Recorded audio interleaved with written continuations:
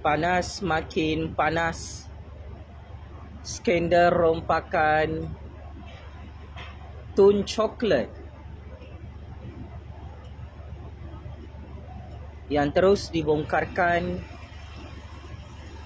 oleh SPRM dalam Malaysia.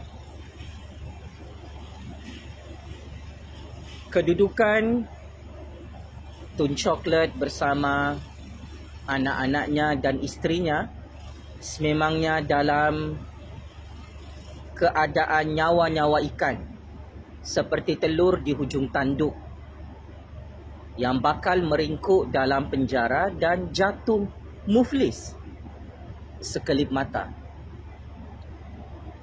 Tun Coklat adalah antara orang yang terkaya di dunia.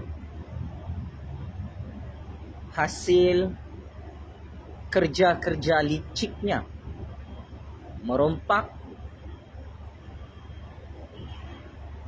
negara Malaysia sampai licin. Kesilapan terbesar Tun Coklat dalam game rompak-merompak ini adalah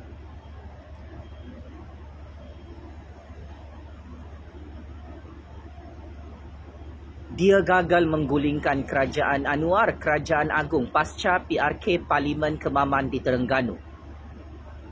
Walaupun Tun Coklat mempunyai harta-harta kekayaan setinggi Gunung Everest hasil daripada modus operandi merompak berpuluh-puluh tahun dalam Malaysia. Duit-duit rompakan ini gagal membeli ahli-ahli Parlimen UMNO, gagal membeli ahli-ahli Parlimen Sabah dan Sarawak bagi menggulingkan Kerajaan Anwar. Sememangnya salah satu rancangan Tun Coklat bersama Ato untuk menyelamatkan kekayaan mereka hasil merompak ini adalah dengan cara menggulingkan Kerajaan Anwar, Kerajaan Agung dari belakang pintu Putrajaya. Tetapi ironinya, wang haram yang terlalu banyak dikumpul berpuluh-puluh tahun oleh Tun Coklat bersama Ato itu tidak dapat membantu mereka untuk membuat kerajaan pintu belakang, kerajaan tebuk atap di Putrajaya pasca PRK Parlimen Kemaman. Hari ini kita sudah masuk 24 Disember 2023. Dan sememangnya Tun Coklat amat-amat risau dan bimbang jika semua salah laku jenayah rompakannya yang mencecah bilion-bilion ringgit dibuka dalam Mahkamah Malaysia pada tahun 2024. Ini bukan masalah kecil, ini bukan skandal rompakan kecil. Ini adalah skandal saga rompakan terbesar di dunia melibatkan nama Tun Coklat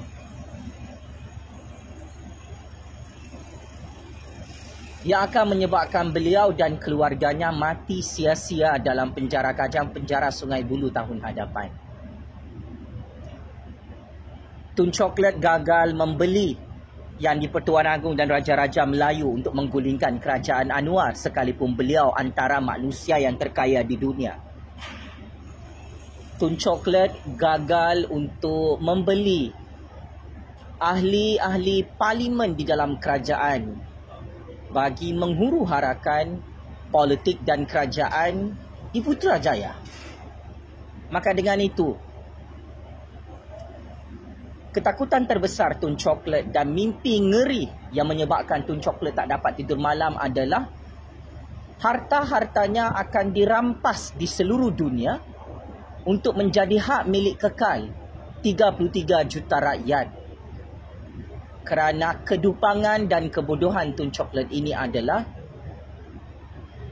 dia merompak unlimited sampai kantoi, sampai takut nak isytiharkan harta kerana sumber-sumber harta, aset, kekayaan dan wang yang disembunyikan oleh Tun Coklat di luar negara maupun dalam negara adalah hasil daripada kebijaksanaan dan kehebatan Tun Coklat merompak selama ini. Mari kita pendekkan cerita. Siapakah Tun Coklat ini?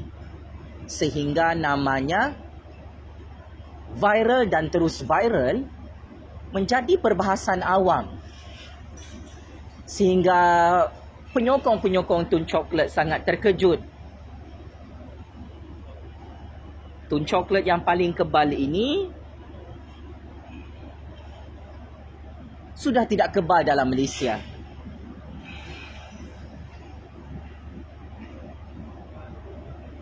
Kerana kerja gilanya merompak dan gagal menggulingkan kerajaan Anwar. Pakcik-makcik Otok Arong.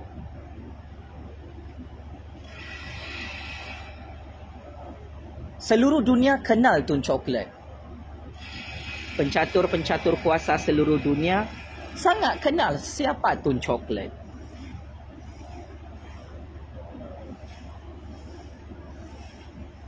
Cuma ada pihak yang belum kenal sepenuhnya kehebatan Tun Coklat merompak di negara ini sejak tahun 1990-an. Tun Coklat atau dikenali sebagai bapa coklat, bapa perompak yang jual coklat ini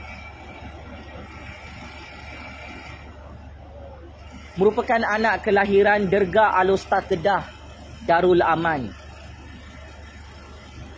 Tun Coklat dilahirkan pada 11 November 1938. Tun Coklat mendapat pendidikan awal di Sekolah Melayu Seberang, Perak dan seterusnya menyambung pelajaran di sekolah menengah di Kolej Sultan Abdul Hamid pada tahun 1949 sehingga tahun 1953. Seterusnya, Tun Coklat menyambung pengajiannya di St. Xavier's Institution Pulau Pinang dan lulus Cambridge School Examination pada tahun 1955.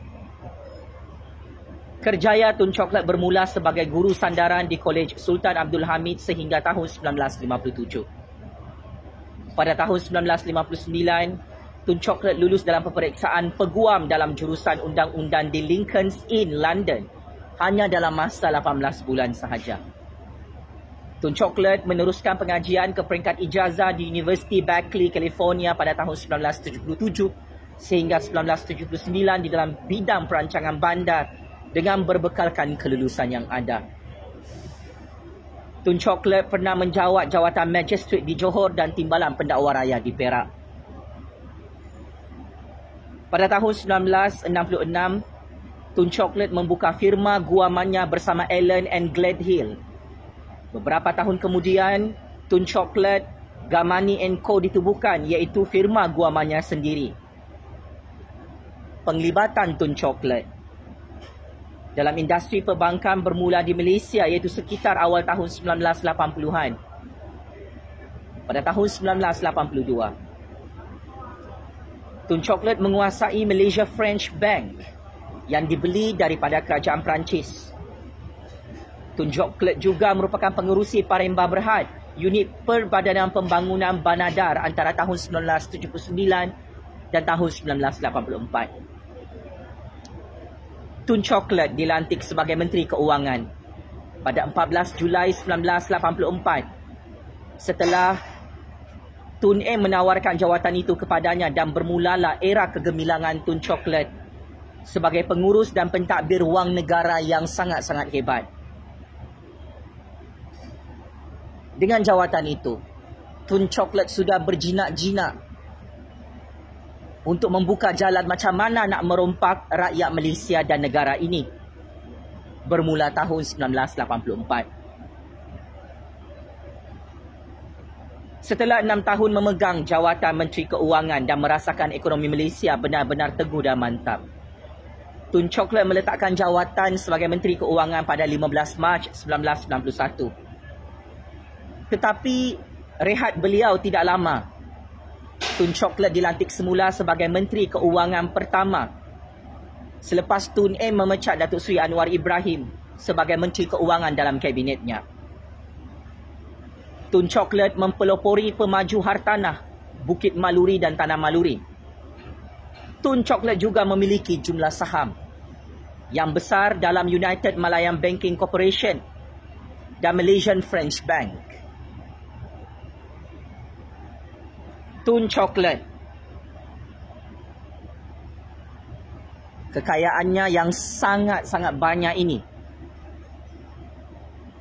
telah menjadikan beliau sebagai antara orang Melayu yang paling kaya di dunia.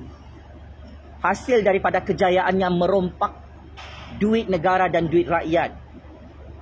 Sehingga Tun Coklat menguasai pegangan saham majoriti ICB, Financial Group Holdings Limited. Merupakan salah sebuah bank yang terkemuka di Tanzania, benua Afrika.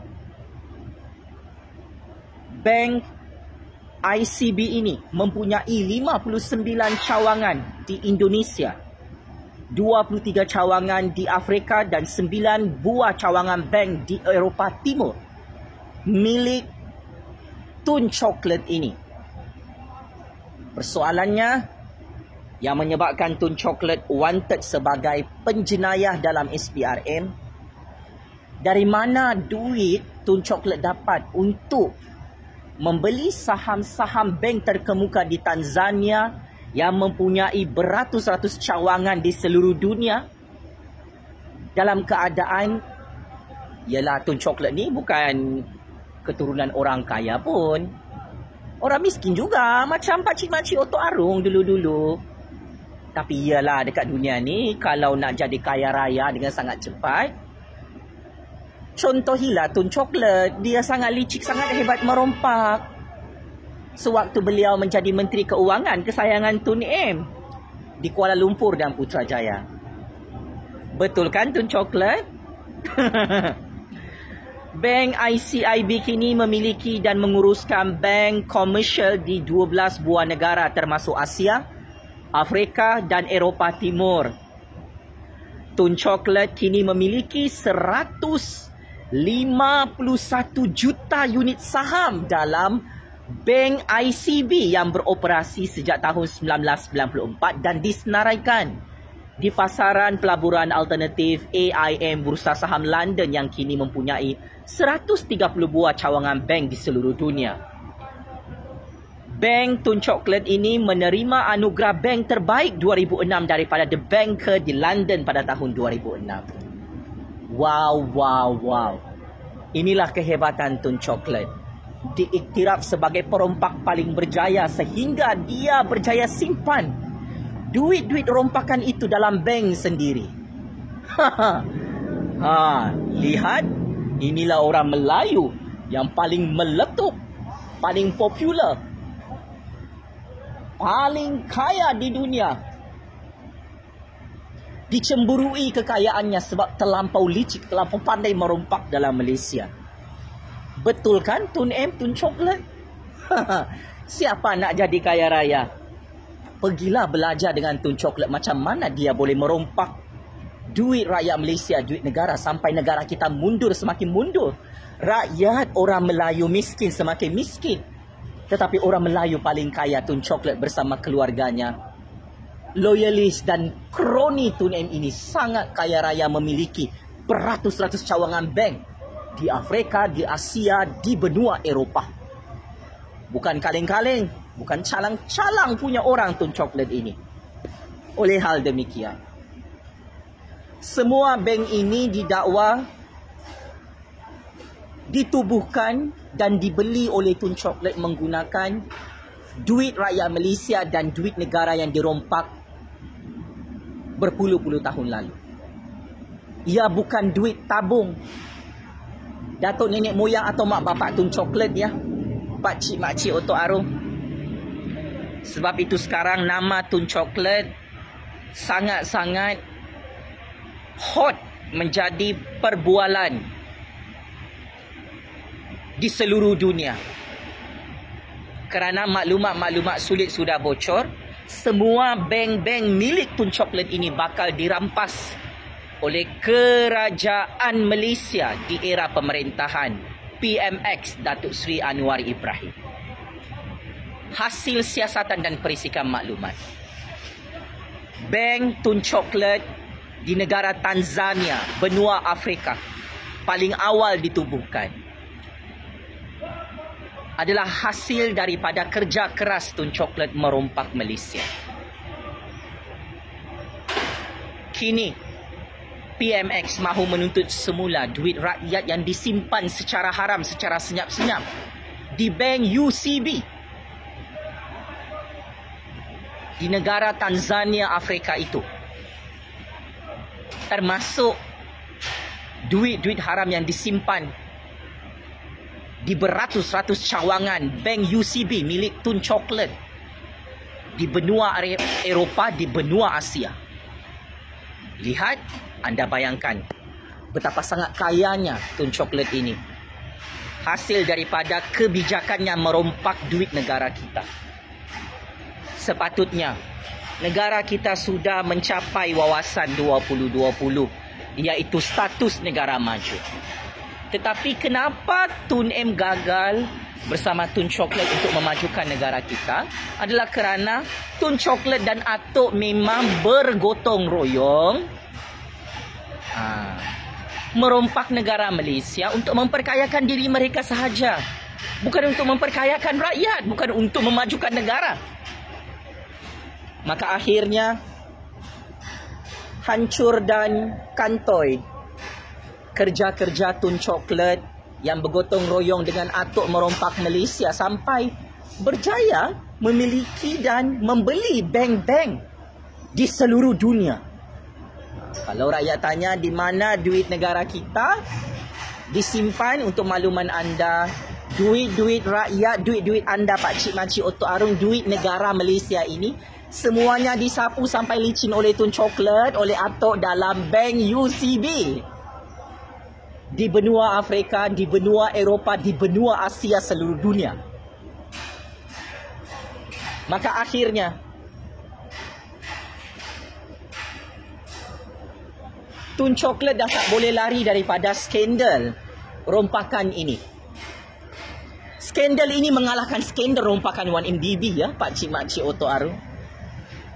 Sebelum ini Tun Coklat bersama Atok, iaitu Tun M, pernah disiasat di bawah Suruhanjaya Siasatan Diraja dalam Mahkamah Malaysia. Dan Tun Coklat kalah ya, walaupun dia adalah seorang peguam yang hebat. Tun Coklat perompak ini checkmate and game over dalam perbicaraan siasatan Suruhanjaya Diraja berkaitan skandal forex dan kehilangan dana negara dalam bank negara Malaysia berpuluh-puluh bilion ringgit. Tun Coklat dan Tun M kalah dalam perbicaraan mahkamah ini. Dan memang mereka tak pernah menang dalam mahkamah. Cuma Tun M sentiasa menyelamatkan Tun Coklat. Selepas kemenangan Tun M mengalahkan bosku Najib pada PRU 14. Kini di era pemerintahan PMX Datuk Seri Anwar, masalah besar menimpa Tun Coklat bersama Tun M lagi. Setelah mereka berdua gagal merampas kuasa di Putrajaya, gagal menggulingkan kerajaan Anwar, kerajaan agung, pasca PRK Parlimen Kemaman. Kini Tun Coklat dan Tun M tak senang duduk apabila mereka wanted dalam siasatan skandal rompakan bilion-bilion ringgit. Tun M bersama anak-anaknya terpalit dengan skandal rompakan 2 bilion ringgit dalam Petronas. Tun M terpalit dengan skandal rompakan ratusan jutaan ringgit projek-projek orang Melayu sewaktu Tun jadi Perdana Menteri buat kali kedua. Kini Tun Coklat juga menimpa masalah yang sama.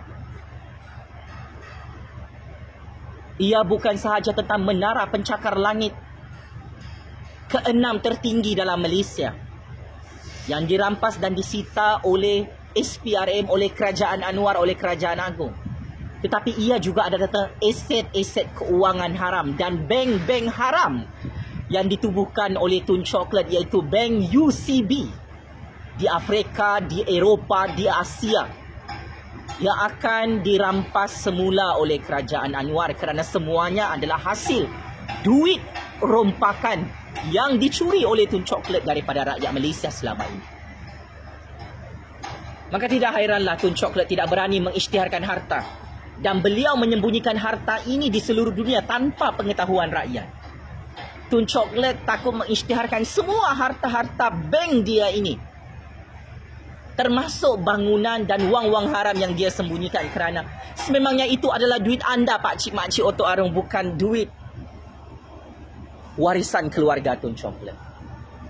Akhir kata, sepandai-pandai kita merompak dalam dunia ini, akhirnya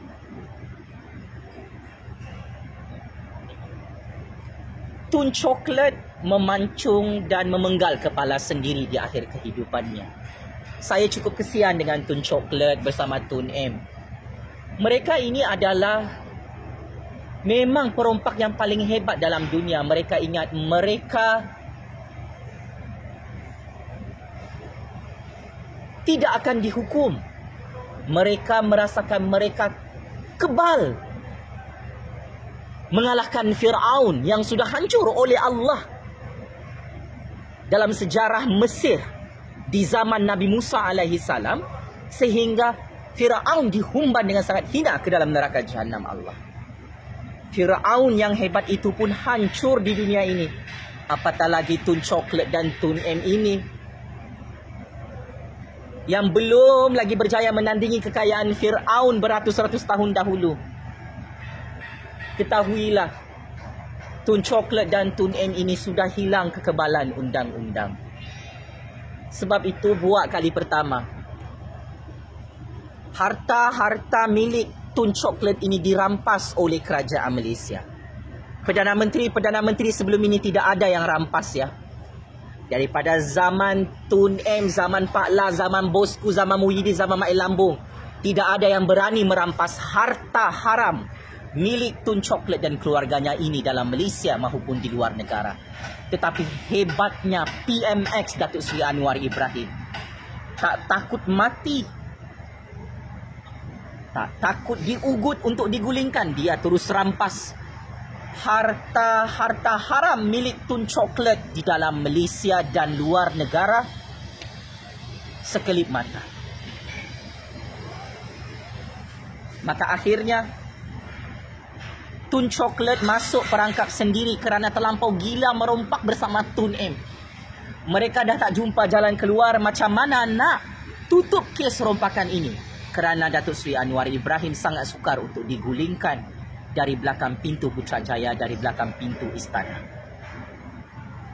Sultan Johor dulu Yang Maha Mulia Sultan Ibrahim tak lama lagi ditabalkan menjadi Yang di-Pertuan Agong ke-17 pada 31 Januari 2024. Maka berdasarkan intelligent information, apabila Sultan Johor bergabung dengan PMX Datuk Seri Anwar Ibrahim di Istana dan Putrajaya, ketakutan terbesar Tun Coklat dan Tun M, mereka berdua bersama anak-anak 7 keturunan mereka, cucu cicit mereka, akan jatuh miskin, jatuh bankrupt, jatuh muflis, dirampas semua harta-harta haram mereka. Hasil kedupangan Tun Coklat dan Tun M merompak berpuluh-puluh tahun dengan sangat kebal di negara ini. Percaya ataupun tidak, setuju ataupun tidak, saya faham perasaan Tun Coklat, Tun M dan pengikut-pengikutnya yang sakit hati, yang marah, yang ketakutan. Check in penjara Kajang, penjara Sungai Buloh. Kita tidak terkejut ada pengikut-pengikut iblis, syaitan dan dajjal dunia akhir zaman ini mempertahankan Tun Coklat merompak dalam Malaysia. Tapi ketahuilah, apabila Sultan Johor menjadi Yang di-Pertuan Agong ke-17, apabila Datuk Seri Anwar Ibrahim gagal digulingkan menjadi Perdana Menteri ke-10 sehingga tahun 2024, maka ini adalah tanda-tanda kiamat besar. Tun Coklat dan Tun M confirm 300% mati sia-sia di usia 90 tahun, di usia 100 tahun dalam penjara rakyat tidak lama lagi. Mark my word, masin ni mulutku. Tun Coklat, Tun M, tak nak minta maaf dengan Jufazli Syamat kan? Ego, dupang, bodoh sombong, pergilah. Hang minta tolong dengan Syed Saddiq tu. Syed Saddiq pun tak boleh tutup kes rompakan dia yang sudah kalah dalam mahkamah. Muhyiddin pun tak boleh tutup kes rompakan dia dalam mahkamah.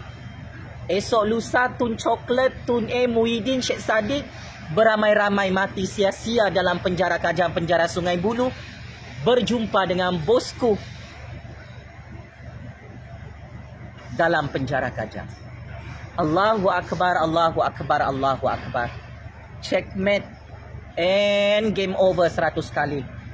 Tun Coklat yang semakin takut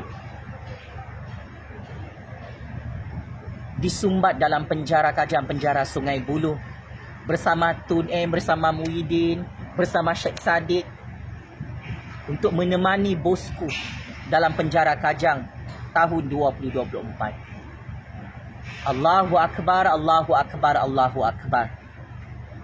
Atas nama rule of law, moral of the story, pakcik-makcik Oto Arum memang sedaplah jadi kaya raya hasil merompak di atas bumi Allah ni. Tetapi ingat, hujung-hujung di akhir kehidupan kita, lambat atau cepat, anda yang jadi kaya raya hasil merompak akan hancur dengan sangat hina. Seperti mana Tun Coklat, Tun M, Muhyiddin, Syed Saddiq, bosku Mail Lambung hancur dan pupus, hilang jawatan, hilang kuasa. Sakit kepala tak tahu macam mana nak tutup kes-kes rompakan di negara ini. Orang tamak selalu rugi. Orang dupang selalu rugi. Bodohlah sesiapa yang menyangka kalau dia merompak di dunia ini jadi kaya raya dia selamat. Tidak pernah Allah Subhanahu Wa Taala memberi jaminan kepada mana-mana pemimpin perompak untuk selamat di dunia dan akhirat. Tetap hancur sehancur-hancurnya seperti mana Firaun serta pengikut-pengikutnya hancur dan pupus di atas bumi Allah. Tun Coklat, Tun M, belum terlambat untuk bertaubat. Kalau takut masuk penjara, sila pulangkan balik semua duit-duit rompakan, bilion-bilion ringgit, trilion-trilion ringgit yang Tun Coklat simpan dalam banknya sendiri di UCB Bank. Di rantau Afrika, di rantau Asia, di rantau Eropah, seluruh dunia itu. Kalau Tun Coklat terus takut nak isytiharkan harta, tak nak bayar balik wang-wang rompakan ini, maka percayalah, Tun Coklat dan Tun M akan tamat riwayatnya buat selama-lamanya dalam penjara rakyat tahun 2024. Game is over. Tun Coklat penyamun, Tun M penyangak, yang dilaknat Allah, yang dilaknat oleh rakyatnya. Penjara Kajang, penjara Sungai Buloh sudah siap untuk Tun Coklat dan Tun M bersama 7 keturunan perompak mereka yang berlagak jadi kaya raya hasil kerja keras mereka. Merompak 33 juta rakyat, merompak orang Melayu, merompak orang Cina, orang India, orang Sabah, orang Sarawakian, sampai umur mereka 100 tahun, 90 tahun hari ini. Daulat Tuanku yang di-Pertuan Agong, daulat Tuanku Raja-Raja Melayu. Tabik Spring, Kerajaan PMX, Kerajaan Madani Datuk Seri Anwar Ibrahim, yang sangat berani merampas semua harta-harta haram milik Tun Coklat yang kantoi bersekongkol merompak bersama Tun M selama ini di dalam negara Malaysia. Allah Maha Kuasa. Tun Coklat, Tun M, perompak paling kaya di dunia, paling kebal di dunia, sudah tidak ada kuasa pakcik-makcik Oto Arum. Allahu Akbar, Allahu Akbar, Allahu Akbar. Sekian. Terima kasih.